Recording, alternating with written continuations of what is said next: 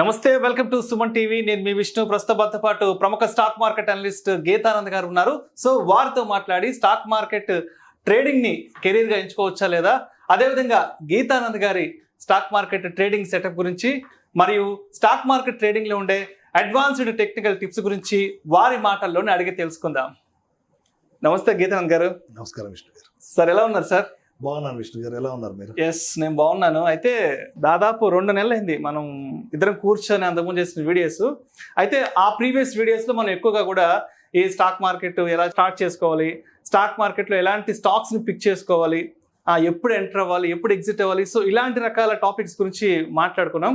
అయితే మనం ప్రీవియస్గా చేసిన ఆ వీడియోస్లో చాలామంది కింద కామెంట్స్ రూపంలో వాళ్ళ యొక్క క్వశ్చన్స్ని ఇచ్చారు మనకి. స్టాక్ మార్కెట్లో ఈ ట్రేడింగ్ని కెరీర్గా ఎంచుకోవచ్చా, సో కెరీర్గా ఎంచుకుంటే మనం సేఫ్ జోన్లో ఉండొచ్చా లేదా అనే ప్రశ్న చాలా మంది కంటిన్యూస్గా అడుగుతున్నారు. సో దీని గురించి మా ప్రేక్షకులకి క్రిస్టల్ క్లియర్గా తెలియజేయగలరు? ఇప్పుడు యాక్చువల్గా ట్రేడింగ్ అనేది కెరీరేనండి. ట్రేడింగ్ ఆర్ ఫండ్ మేనేజింగ్ ఏదైనానండి దాన్ని మనం కెరీరే అనుకోవాలి. సో అయితే ఇది అందరికీ సూట్ అవుతుందా లేదా అనేది కొన్ని పరిస్థితుల మీద ఆధారపడి ఉంటుంది.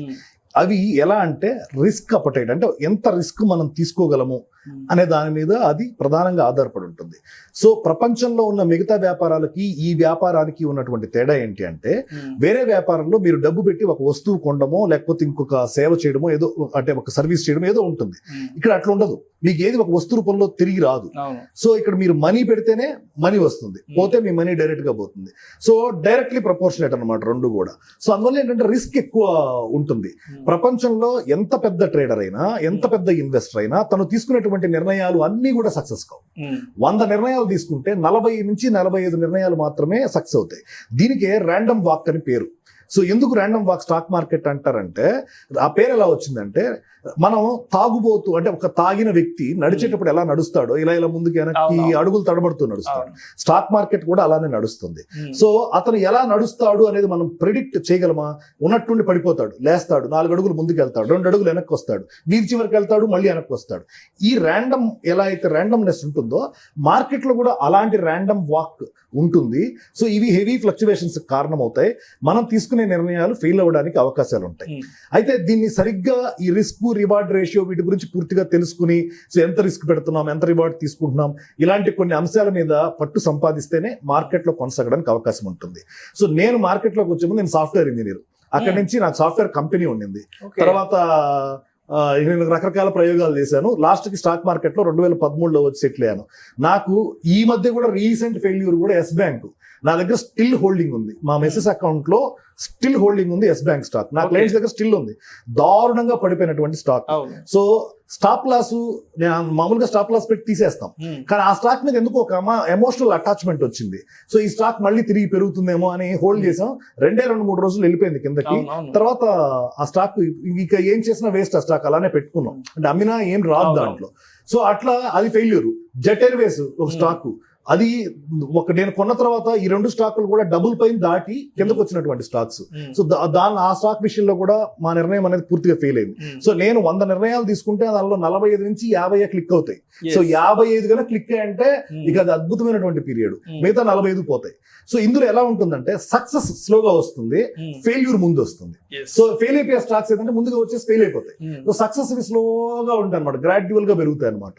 సో నేను పోర్ట్ఫోలియోలో లాభం అని చెప్తే అదేదో మొత్తం కంప్లీట్ నేను వేసిన అన్ని స్టాకులు లాభం అని కాదు. 10 స్టాకులు తీసుకుంటే 5 నుంచి 6 క్లిక్ అయి ఉంటాయి, మిగతావి ఫ్లాప్ అయి ఉంటాయి. సో అటర్ ఫ్లాప్ అయి ఉంటాయి అవి, ఒక రకంగా చెప్పాలంటే. సో ఆ నిర్ణయాలు ఎప్పుడైతే కరెక్ట్ కావో అవి సైకలాజికల్ గా మన మీద ఇంపాక్ట్ చూపిస్తాయి. So as an investor, as a trading వచ్చేసరికి ఇది ఇంకా ఘోరంగా ఉంటుంది. ఇన్వెస్టర్ కన్నా ఏంటంటే, ఇప్పుడు నాకు ఎస్ బ్యాంక్ స్టాక్ ఉంది, ఓ 50 ఏళ్ల తర్వాత 60 ఏళ్ల తర్వాత నా పిల్లల కన్నా అట్లీస్ట్ వచ్చే అవకాశం ఉండొచ్చు, ఉండకపోవచ్చు, అది వేరే విషయం. కింగ్ ఫిషర్ ఎయిర్లైన్స్ అని ఒక స్టాక్ నేను బాగా కొన్నాను. అంటే కొత్తగా మార్కెట్ లోకి వచ్చిన కొత్తల్లో ఆ Kingfisher airlines, Vijay Mallya అసలు ఎక్కడికో వెళ్ళిపోద్దని విపరీతంగా కొన్నాను స్టాక్. మార్కెట్ లోంచి డీలిస్ట్ అయిపోయింది. అది కూడా జరగచ్చు. ఈ రిస్క్ ఏదైతే ఉందో, ఈ రిస్క్ ని రివార్డ్ ని, అంటే మనం క్యాలిక్యులేటెడ్ రిస్క్ చేయగలిగితేనే యాజ్ అన్ ఇన్వెస్టర్ కొనసాగలుగుతాం.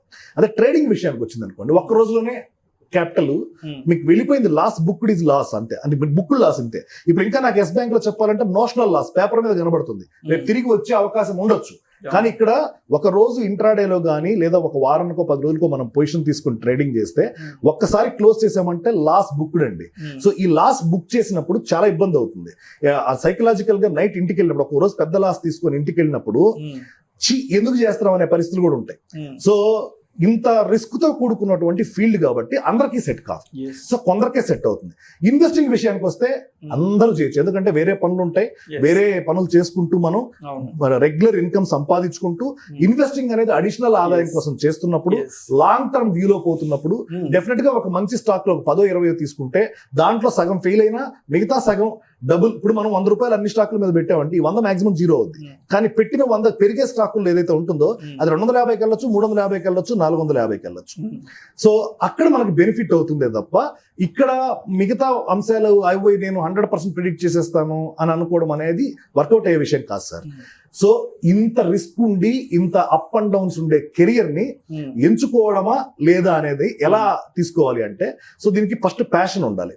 సో రెండోది ఏంటంటే దీని గురించి ఇన్ అండ్ అవుట్స్ కంప్లీట్ గా తెలిసి ఉండాలి, రిస్క్ రివార్డ్. దాంతో పాటు చేయాల్సిందంటే ఒక్కొక్క ఏజ్ గ్రూప్ ఒక్కొక్కలాగా దీనికి ప్రిపేర్ అవ్వాల్సి వస్తుంది.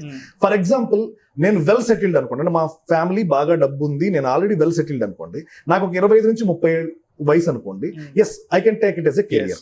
అలా కాకుండా కుటుంబమే నా మీద ఆధారపడి సాయంత్రానికి నేను నా ఫ్యామిలీని ఫీడ్ చేయాలా అనుకున్నప్పుడు డైరెక్ట్ గా దీన్ని కెరీర్ గా ఎంచుకుంటే మీరు నష్టపోవడానికి లేదా పూర్తిగా కెరీర్ లో ఫెయిల్ కావడానికి అవకాశం ఉంటుంది, చాలా అవకాశం ఉంటుంది. సో అందువల్ల ఏంటంటే ఈ ఫీల్డ్ ఎంచుకునేటప్పుడు ఇది కూడా దృష్టిలో పెట్టుకోవాలి, మన ఫైనాన్షియల్ పొజిషన్ ఏంటి. సో మనం వర్క్ చేయకుండా డైరెక్ట్ గా ట్రేడింగ్ మీదే చేస్తే వచ్చే రెవెన్యూ కాకుండా మన ఫ్యామిలీ నడుస్తుందా లేదా, సో ఆ స్కోప్ ఉంటే చేయొచ్చు. ఇప్పుడు మా మిసెస్ వర్కింగ్ అనుకోండి, తన వల్ల ఫ్యామిలీ ఫీడ్ అవుతుంది అనుకుంటే నేను దీనిలో ట్రై చేయొచ్చు. సో నేనే ఫీడ్ చేసే పని అయితే మాత్రం నేను ఇచ్చే సజెషన్ ఏంటంటే ఫస్ట్ ఇన్వెస్టర్ గా కొనసాగండి, తర్వాత పార్ట్ టైం ట్రేడర్ గా కొనసాగండి. ఫైనల్ గా మీకు 1 సంవత్సరం తర్వాత 2 సంవత్సరాల తర్వాత మీకు రిజల్ట్స్ చూసుకోండి, క్లారిటీ వస్తుంది. రెండోది ఏంటంటే ఒక 5 లక్షల క్యాపిటల్ తోనో 3 లక్షల క్యాపిటల్ తోనో నేను నెలకు 2 లక్షలు సంపాదిస్తాను, 1 లక్ష సంపాదిస్తాను అని అనుకోవడం ఇందులో సాధ్యపడదండి. రావచ్చు కొన్నిసార్లు జాక్పాట్స్ తగలొచ్చు. నేను కూడా ఒక రోజులో 7 లక్షలు సంపాదించిన రోజులు ఉన్నాయి, 1 లక్ష పోగొట్టిన రోజులు ఉన్నాయి. ఓవరాల్ గా సంవత్సరం తర్వాత ఎంత ఉంటుంది అకౌంట్ లో ప్రాఫిట్ అంటే 3% కనుక పర్ మంత్ అంటే 36% పర్ యానం కనుక వస్తే దట్ ఈస్ అల్టిమేట్ రిజల్ట్ అండి.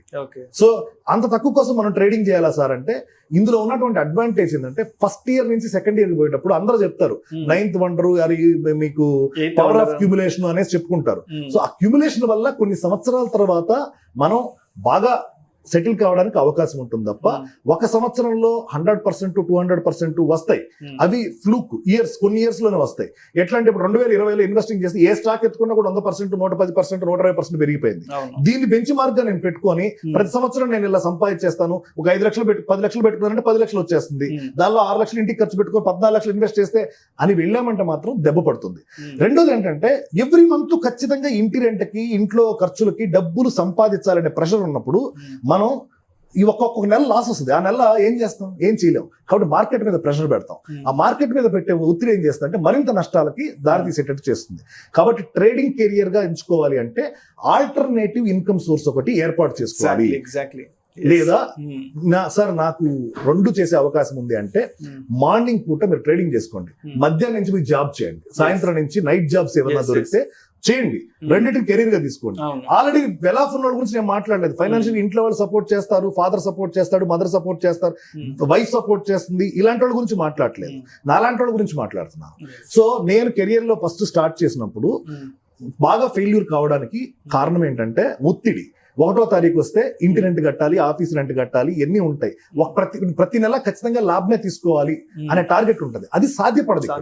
3 నెలల తర్వాత కూడా నష్టం ఉండేటువంటి పరిస్థితులు ఉంటాయి. 4వ నెలలో ఈ 3 నెలల నష్టాలు కవర్ అయ్యి కొంచెం ప్రాఫిట్ లోకి వచ్చే అవకాశాలు ఉంటాయి. మార్కెట్ కి టైం ఇవ్వాలి. ఇక్కడ 2 వర్క్ అవుతాయండి. ఒకటి పేషెన్స్, 2 డిసిప్లిన్. సో ఈ 2 ఖచ్చితంగా 100% ఉంటాయా అంటే ఉండవు. ఎట్లాంటి వాడికైనా అసహనం వచ్చేస్తుంది, ఎలాంటి వాడైనా క్రమశిక్షణ తప్పుతాడు. 100% క్రమశిక్షణ కనుక పాటించగలిగే పని అయితే he will be become a super star. వాళ్ళ గురించి నేను మాట్లాడలేదు, నాలాంటి సామాన్యుడి గురించి మాట్లాడుతున్నాను. సో ఇప్పుడు ఇందాక ఎస్ బ్యాంక్ సంగతి చెప్పాను, పడుతుంది ఎమోషనల్ అటాచ్మెంట్, పెట్టుకున్నాను, డిసిప్లిన్ తప్పాను కదా నేను, నా దగ్గర అది నష్టానికి కారణమైంది కదా. సో ఇలాంటివి జరుగుతూ ఉంటాయి, మాన్యువల్ ఎర్రర్స్ ఉంటాయి కాబట్టి ఎక్కువ ఒత్తిడి ఉంటుందండి దీంట్లో. అందుకని అందరికీ కూడా సెట్ కాదు. సైకలాజికల్ గా స్ట్రాంగ్ గా ఉండేవాళ్ళు దీనిలో పెట్టిన పెట్టుబడి ఏదైతే ఆ పెట్టుబడి కొంత నష్టం అయినా కూడా పర్సనల్ గా ఇంపాక్ట్ కాని వాళ్ళు అలాంటి వాళ్ళు ట్రేడింగ్ కెరియర్ గా దీన్ని ఎంచుకోవచ్చు. నేను చెప్పేది ఆల్టర్నేటివ్ ఇన్కమ్. మీరు నైట్ అయినా జాబ్ చేయండి, ఫ్యామిలీ అయినా జాబ్ చేయండి, ఆల్రెడీ ఫ్యామిలీ సపోర్ట్ అయినా ఉండేవ్వండి. అలా తీసుకున్నప్పుడు మీరు సస్టైన్ అవుతారు. దీంతో పాటు ఇంకో సజెషన్ ఇస్తాను. ఒకవేళ సార్ నేను ఇప్పుడే బీకామ్ చదువుతున్నాను, BA చదువుతున్నాను, లేకపోతే ఏదో ఇంజనీరింగ్ చదువుతున్నాను, నాకు ఇదే కెరియర్ అనుకుంటున్నాను అంటే go and join in a trading firm. అంటే ఇప్పుడు బ్రోకింగ్ హౌస్లు ఇన్ని ఉన్నాయి కదా, సబ్ బ్రోకింగ్ హౌస్లు, బ్రోకింగ్ హౌస్లు ఉన్నాయి కదా, అక్కడ జాయిన్ కండి. అక్కడ జాయిన్ అయ్యి ఒక 3 సంవత్సరాలు 2 సంవత్సరాలు మీరు నలిగితే మీకు దానికి సంబంధించిన పూర్తి వివరాలు తెలుస్తాయి. సో తర్వాత ఆల్టర్నేట్ గా దాని నుంచి ఇంకో బిజినెస్ కూడా మీరు చేయొచ్చు, మీరు బ్రోకింగ్ చేయొచ్చు. సో బ్రోకింగ్ రెవెన్యూ వస్తుంటుంది, మీరు ట్రేడింగ్ కెరియర్ గా ఎంచుకోవచ్చు. సో 10 మంది ఫండ్స్ కలెక్ట్ చేసి అంటే మీరు కలెక్ట్ చేస్తే నేరం అవుతుంది. సో 10 మంది ఫండ్స్ మీద ఏం జరుగుతుందో మీకు అర్థం అవుతుంది. సో అర్థమైనప్పుడు ఏంటంటే ఓకే ఇది మనం ఇలా చేస్తే అవుతుంది, ఇలా చేస్తే కాదు అనేది పూర్తిగా నాలెడ్జ్ వచ్చిన తర్వాతే దీన్ని పూర్తి కెరియర్ కింద ఎంచుకోవాలి. సో నేను పడ్డ ఇబ్బందులు చాలా ఇబ్బందులు పడ్డామండి దీంట్లో. సో ఎందుకంటే మాకు గైడ్ చేసేవాళ్ళు స్టార్టింగ్ లో లేరు. సో నేను మొదటి 3-4 సంవత్సరాలు బాగా ఇబ్బంది పడ్డాను దీంట్లో. అయితే ప్రతిరోజు ఒక ఆశ. ఎట్లా ఉంటుందంటే ప్రతి గురువారం అప్పుడు మనకేంటంటే మంత్లీ ఎక్స్పైరీస్ ఉండేది. ప్రతి మంత్లీ ఎక్స్పైరీ వచ్చినప్పుడు ఈ రోజు ఆప్షన్ లో ₹50 అయిపోద్దేమో, జాక్ పాట్ తగులుతుందేమో, ఈ మైండ్ సెట్ ఉండేది. ఆ మైండ్ సెట్ పోయి దీంట్లో కన్సిస్టెంట్ ఇన్కమ్ కోసం ఇలా చేయొచ్చు అని తెలుసుకోవడానికి, దీంట్లో ఖచ్చితంగా నేను ఎంత పెద్ద తోపైనా 50 నుంచి 55% నేను తీసుకునే నిర్ణయాలు ఫెయిల్ అవుతాయి అని అర్థం చేసుకోవడానికి వీటికి చాలా టైం పట్టింది. సో ఈ టైం అనేది మీరు కూడా తీసుకోగల పరిస్థితుల్లోకి వస్తేనే ట్రేడింగ్ ని కెరియర్ గా ఎంచుకోవాలి. లేకపోతే ట్రేడింగ్ అనే దాన్ని కెరియర్ గా ఎంచుకోకుండా ఇన్వెస్టింగే ఉత్తమమైనటువంటి మార్గం. సో ఇన్వెస్ట్మెంట్ ఎవరైనా చేయొచ్చు. మీరు ఉద్యోగం చేసుకుంటా మీ దగ్గర వచ్చే డబ్బుల్లో 50,000, 20,000, 30,000 సిప్ రూపంలోనో, లేకపోతే లాట్ గా ఉన్నప్పుడు లాట్ గా, లేకపోతే పర్ మంత్ 5,000, 10,000 ఉన్నప్పుడు అది చేసుకుంటూ వెళ్ళొచ్చు. దాన్ని ఎవరు అబ్జెక్ట్ చేయరు. అసలు ఏ జాబు చేయకుండా నాకు ఇదే జాబ్ కావాలి అనుకుంటే మాత్రం ఇన్ని రిస్కులు ఉన్నాయి ఈ ఫీల్డ్ లో. సో ఆ రిస్కులు తట్టుకొని నిలబడగలిగితేనే రండి. దాంతోపాటు నాలెడ్జ్ అనేది ఎప్పటికప్పుడు పెంచుకోవాలి దీంట్లో. సో టెక్నికల్ అనాలిసిస్ తెలిసి ఉండాలి, స్ట్రాటజీస్ తెలిసి ఉండాలి, వాటి పెర్ఫార్మెన్స్ తెలిసి ఉండాలి, వాటి మాక్సిమం ఫెయిల్ అయితే ఎక్కడ దాకా వెళ్తాయి, మన క్యాపిటల్ ఎంత వెళ్ళిపోతుంది, డ్రా డౌన్ ఎన్ని రోజుల తర్వాత ఈ స్ట్రాటజీ తిరిగి కోలుకుంటుంది, ఇలా ప్రతి దాని మీద ఒక గ్రిప్ ఉండాలి. మన దగ్గర కొన్ని స్ట్రాటజీస్ ఉండాలి, అవి 10 సంవత్సరాలు 5 సంవత్సరాలు డేటా మీద టెస్ట్ చేసి ఉండాలి, అవి ప్రతి సంవత్సరం లాభం ఇచ్చి ఉండాలి. అలాంటి స్ట్రాటజీస్ దొరికినప్పుడే మార్కెట్ లోకి ఫుల్ టైం ట్రేడర్ గా ఎంటర్ కావాలి. దాంతో పాటు చిన్న క్యాపిటల్ తో దయచేసి ట్రేడింగ్ లోకి దిక్కండి. F&O లో 2 లక్షలు 3 లక్షలు క్యాపిటల్ పెట్టుకొని వచ్చి వెళ్ళిపోయిన వాళ్ళు కొన్ని 100 మందిని చూశాను నేను. సో నాకు కూడా 2 లక్షలు 3 లక్షలు పెట్టుకున్నప్పుడు ఎగిరిపోయేది క్యాపిటల్. సో తర్వాత ఇప్పుడు ఏంటంటే స్టేబుల్ అవడానికి కారణం ఏంటంటే కొంచెం క్యాపిటల్ సైజ్ పెంచుకోవడం, so other income sources starting లో హెల్ప్ చేయడం, ఇప్పుడు అది ఫుల్ టైం కింద కన్వర్ట్ అవుతుంది.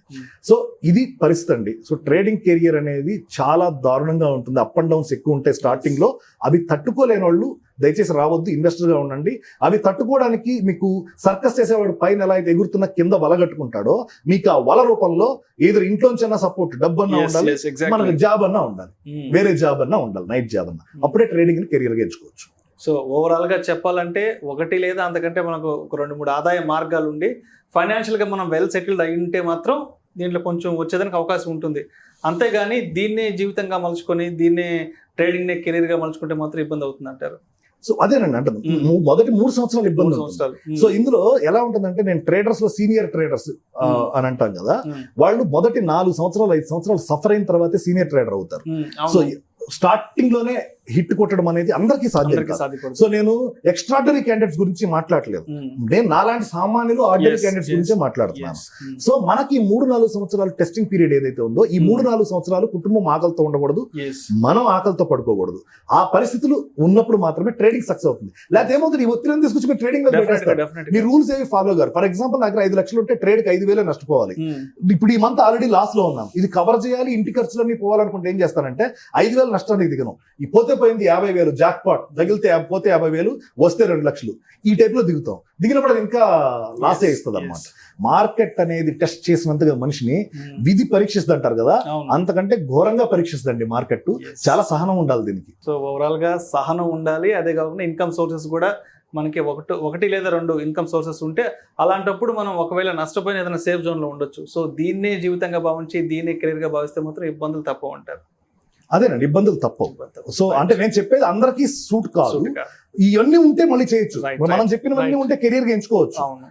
ఏది ఆ ఇన్కమ్ సోర్స్ కానీ లేదా స్ట్రాటజీస్ కానీ, చేతిలో ఒక స్ట్రాటజీ పట్టుకోవాలి, దాన్ని టెస్ట్ చేయాలి, ఒక 3 ఏళ్ల పాటు ఓపిక్ గా చేయాలి.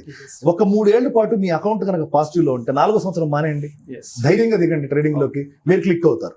సో మొదటి 2-3 సంవత్సరాలు మనం నష్టాల్లో ఉన్నాం అనుకోండి, లాభం వచ్చేంత వరకు వెయిట్ చేయండి ట్రేడర్ గా మారాలనుకుంటే.